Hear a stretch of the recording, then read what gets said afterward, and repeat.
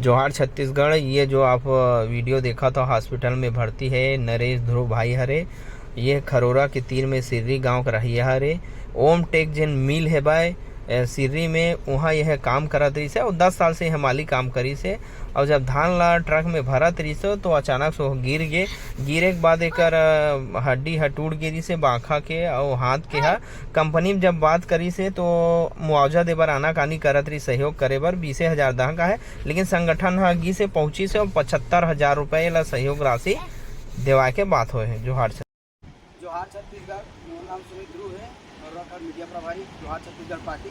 अब आज हम आ रहे हैं ग्राम सिर्री के ओम राइस स्टेट में, जहाँ हमारे नरेश ध्रुव भाई के दुर्घटना में बहुत गंभीर रूप से चोट लग गई सब है और कंपनी हाँ इलाज पानी पर आनाकानी करत रही सब है। तो आज हम क्षत्रिय क्रांति सेना जोहार छत्तीसगढ़ पार्टी दोनों साथ मिल के आज कंपनी में दबिश दे हन और बातचीत करे हन। और बातचीत में हम संपूर्ण इलाज के खर्चा जो है कंपनी से मांग करे हैं और साथ ही साथ वो 2-3 महीना जो भी घर में रही या काम तो नहीं कर सके तो परिवार में कंपनी का हम 35,000 की मांग करें, जो आज पूरा हुई सब है। जो आज